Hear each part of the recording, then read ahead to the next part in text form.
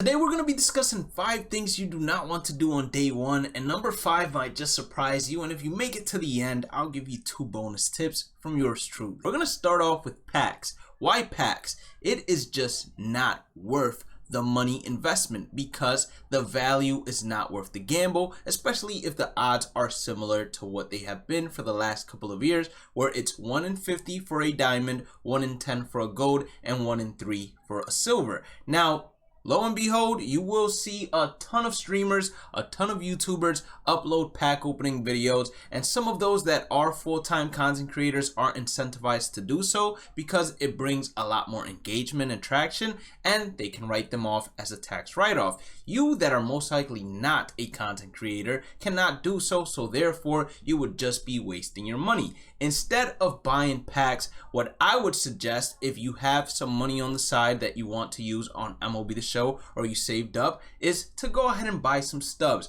Why are stubs the better option? Because if there is any player that you want to go ahead and buy on day 1 and use from day 1, test them out, see if he does fit your playstyle, you can go ahead, test him out. He doesn't, sell him back, and you will make those stubs back. With packs, you can't guarantee making anything back at all unless you get extremely lucky. Now, of course, there's going to be some people that are going to say, I pulled 3 Mike Trouts day 1, but that is not going to be you or the majority of us. Let's be honest. Then another thing that you can do with stubs, if you go ahead and purchase them, is, especially if you do know how to work the community market, is you're going to be able to make some long-term investments in players that you think will go diamond eventually or gold eventually inside the game cycle, or just cards, equipment, or whatever the case may be that you think is selling low now, and in the future you can go ahead and make a big time profit out of. Still talking about packs, there are going to be some specialty packs also available on day 1. I'm pretty sure that there's going to be a starter pack that's going to be worth roughly 30,000 stubs. I would not purchase the specialty packs either.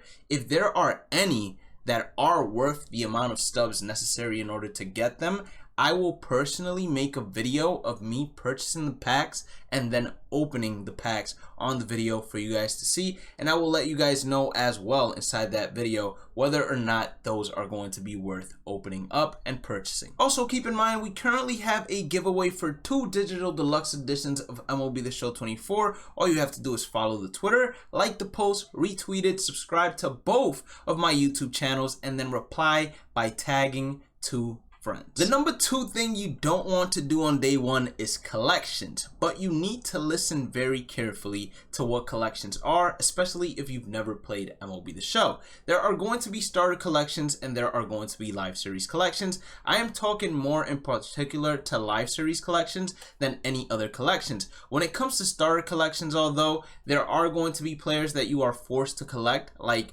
whatever the starter bronze is inside the game cycle, and some common players, infielders, etc. What I would do is I would go out of my way to collect players that are free agents, meaning you don't see a team icon on them, because those players are not worth a ton, and in terms of the lifespan of MLB The Show, they will most likely not sell for anything ever, so you might as well collect those guys. But when we're talking about the live series collections, I would personally not go out of my way to go ahead and try to complete every single collection or any collection that has a diamond player in it, unless it is a player that you have purchased with stubs and said to yourself, yeah, he does fit my playstyle and I do want him on the squad long term. If that's the case, then you can go ahead and complete that collection. Or if the collection has one of the rewards from either the team collection or division collection that you can't wait to get your hands on.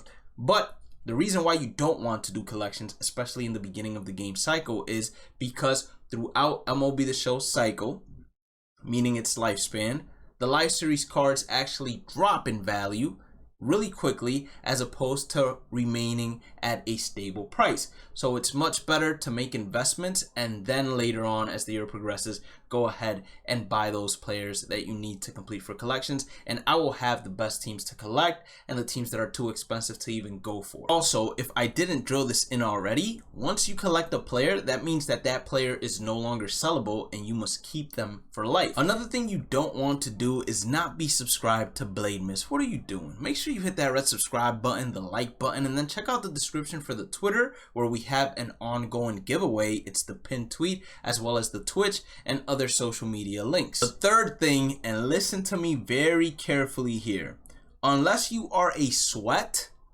meaning that you are going to go out of your way to complete the collections day one, or you are going to go out of your way to grind Battle Royale and get 10-0s non-stop in order to have a stacked out team, you do not want to enter ranked on day one.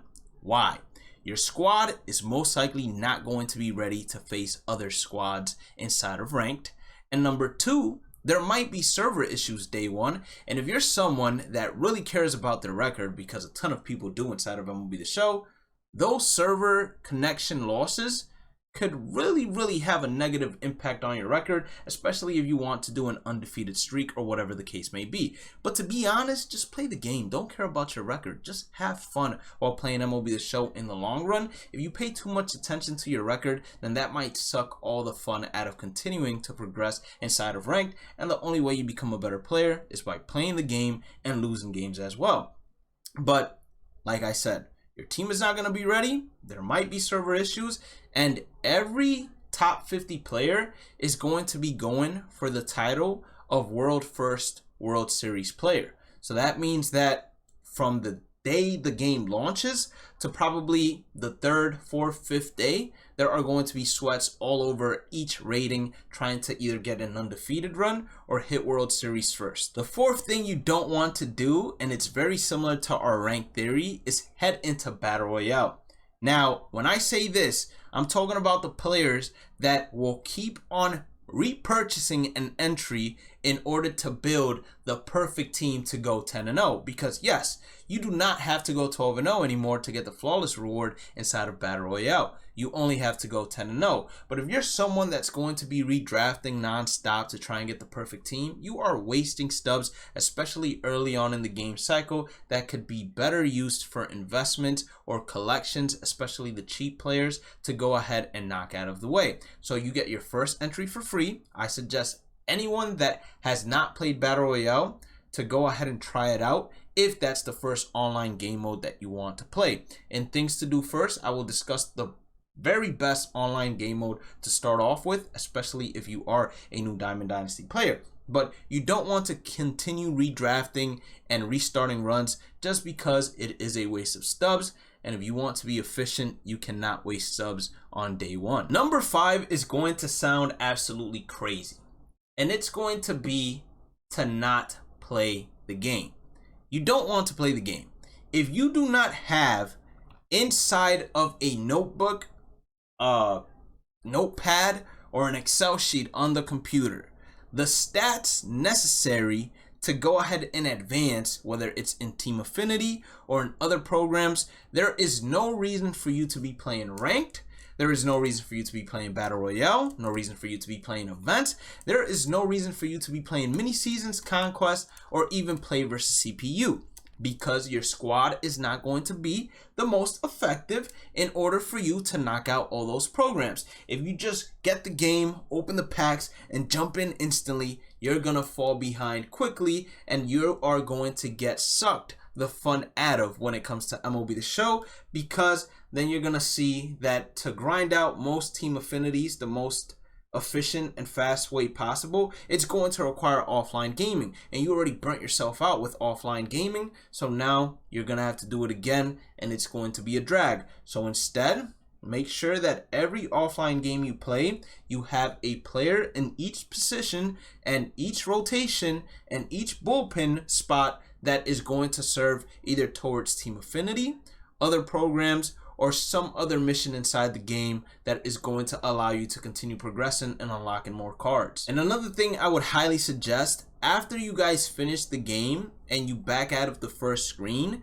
there is usually going to be a screen that allows you to see the progress of each stat you are working with, and that's when I would go ahead and jot down what you are close to finishing. Or if you got 7 out of 10 hits, you put 7 out of 10 hits. If you completed 10 out of 10 hits, you put replace on the player, and you know you have to take them out for someone new. The first bonus of things not to do on day one is go inside any Diamond Dynasty game without customizing your uniform. Whether you are going to be using an MLB jersey template or you are going to create your own, you want to make sure you knock that out first, because look good, feel good, play good. That's the way it goes. So make sure you go ahead and do that. And nobody's trying to see your ketchup with mustard McDonald's jerseys. We're trying to see something creative, baby. Or at least copy the Japan jerseys or Yankee jerseys or Mets, whatever the case may be. The second bonus tip is going to come with the starter diamond choice packs, or any choice pack in the beginning of the game cycle.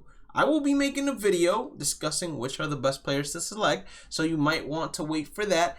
But in general, you do not want to open those packs if you do not know which player you want to select, because once you open that pack, you cannot back out. You must select a player in order to advance, or else if you close the app, I'm pretty sure the game is just going to select one for you. So you want to make sure that if you are going to open any of those packs, you know 100% this is going to be my guy that I am going to build around inside of Diamond Dynasty. If you did end up enjoying today's content, once again, make sure you hit that like button or subscribe button, notification bell. Check out the description for the Twitter giveaway and much more. Have a blessed day and night. Stay positive, stay safe, stay blessed, and I'll catch you all in the next one. Peace out.